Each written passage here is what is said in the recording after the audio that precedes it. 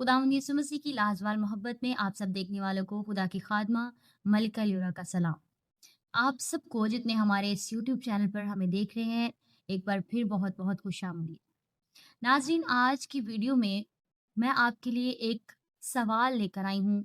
एक ऐसा सवाल जो हमारे लिए है तो बहुत अहम, लेकिन शायद वो हमारे जहनों में इतना उठता नहीं, या हमारी कम्युनिटी के अंदर, हमारे लोगों के जहनों के अंदर वो सवाल इतना नहीं किया जाता।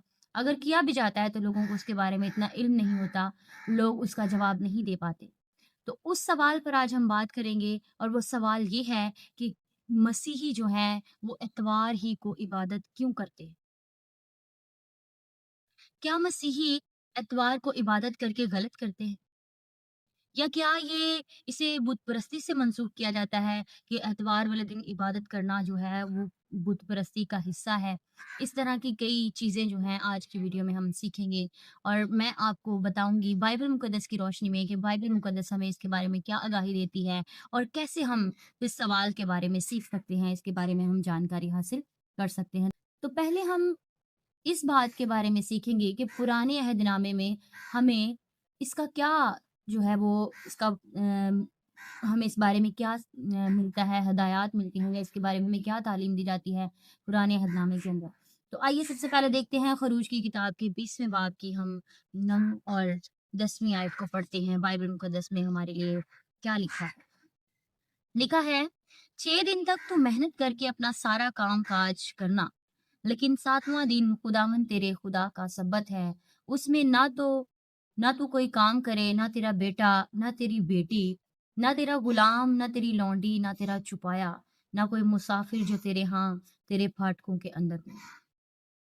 अब बाइबल मुकद्दस के अंदर जब हम इस आयत को पढ़ते हैं तो हमें वो सारा वाक़या याद आता है जब खुदा ने कौम बनी इसराइल को हुक्म दिए, मुकद्दस मूसा के ज़रिए से कोहे सीना पर खुदा ने 10 अहकाम दिए। जब जब खुदा ने 10 अहकाम उनको दिए, तो उन 10 अहकाम के अंदर एक ये हुक्म भी था कि तू सब्बत का दिन पाक मानना।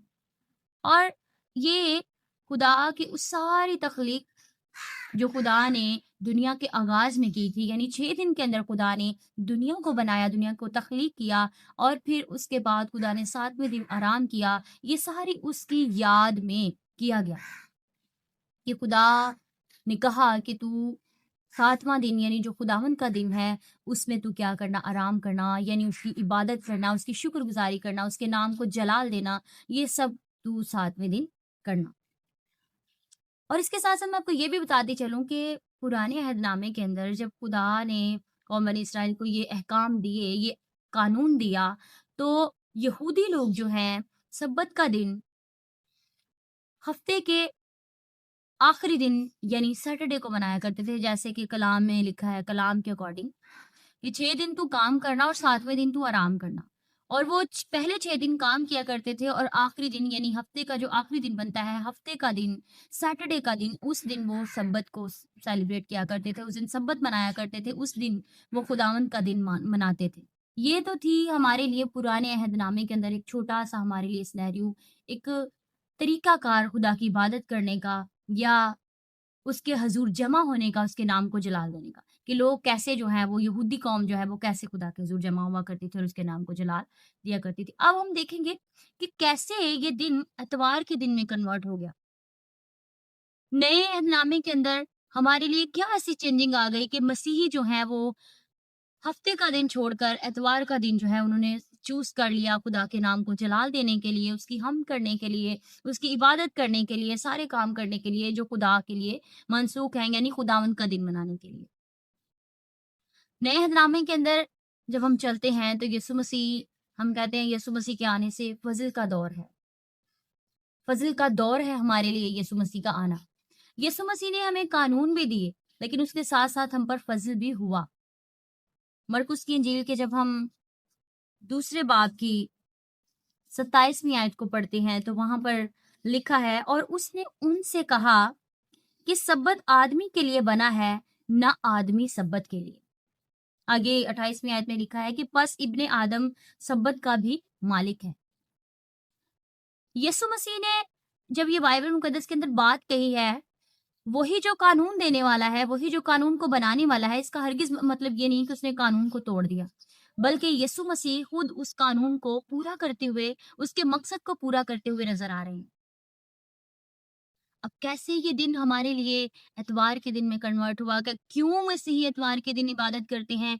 इसलिए आइए हम चलते हैं इस बात को देखने के लिए मरकुस की अंजील के 16वें बाब की दूसरी आयत को हम पढ़ते हैं तो वहाँ पर लिखा है, वो हफ्ते के पहले दिन सुबह सवेरे जब सूरज निकला ही था, कब्र पर आईं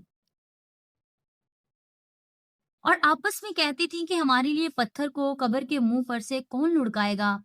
जब उन्होंने निगाह की तो देखा कि पत्थर लुढ़का हुआ है क्योंकि वो बहुत ही बड़ा था। जब हम इस हवाले को पढ़ते हैं, नियात को आगे हम आयत बायत पढ़ते जाते हैं तो हमें वो सारा वाकया मिलता है जब यीशु मसीह जो है वो जी उठे और यीशु मसीह ने मौत और कब्र पर फतह पा ली, जिंदा हो चुके मुर्दों में से, तो वो हमें सारा वाकया यहाँ पर मिलता है।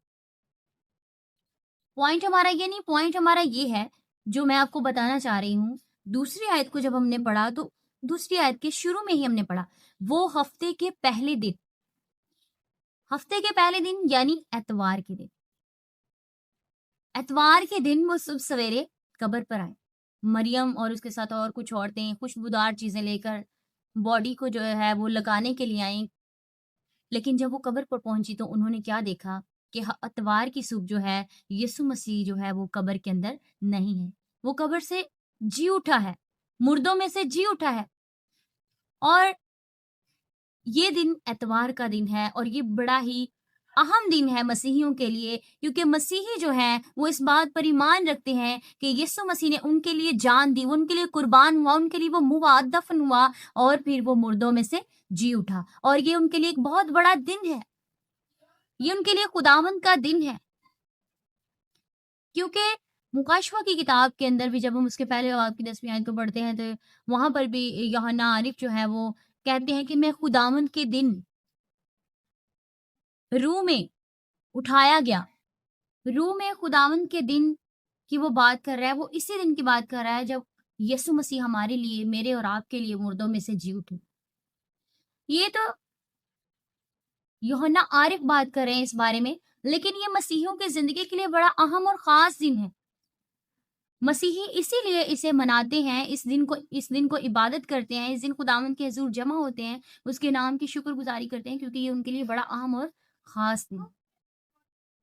और इतना ही नहीं, बल्कि बाइबल मुक़द्दस के अंदर हमें और भी एविडेंस मिलते हैं कि इब्तदाई कलीसिया भी इसे किस तरह अहमियत देती है, या इस दिन को कैसे मनाती है, इस दिन क्या वो करते थे और किस तरह से वो किया जाता था और किस तरह से वो खुदा के हुज़ूर जमा होते थे और क्या कुछ वो करते थे। इसके लिए हमें बाइबल मुक़द्दस में और भी एविडेंस मिलते हैं।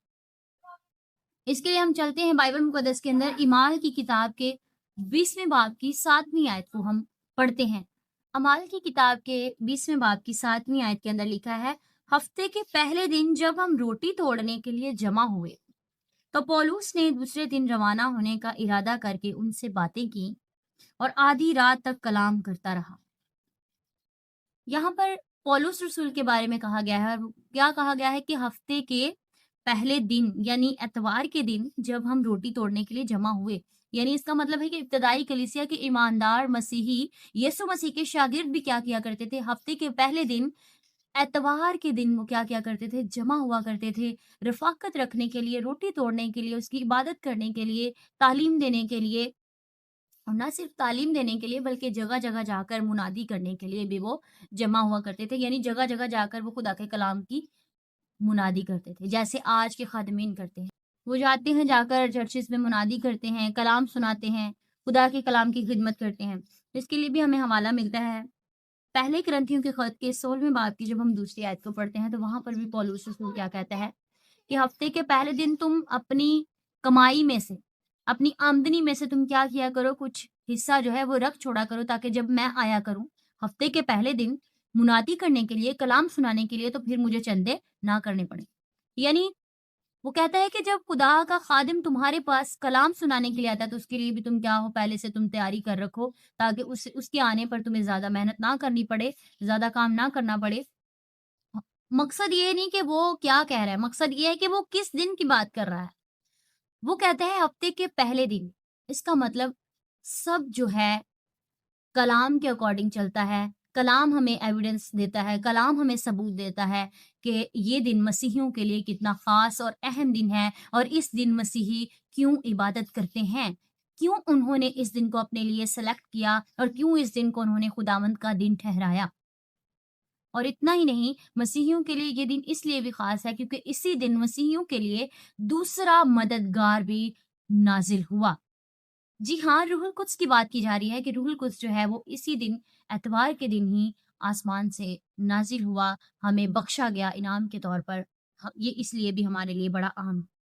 اور پھر ایک بات میں نے ویڈیو کے آغاز میں کی تھی کہ کچھ لوگ کہتے ہیں کہ یہ ایک بدعت ہے، شاید وہ سمجھتے ہیں کہ یہ سنڈے میں سے کچھ وہ مطلب نکالتے ہیں اپنے لیے، اور اس کا مطلب لے کر وہ کہتے ہیں کہ مسیحی جو ہیں وہ بت پرستی کرتے ہیں۔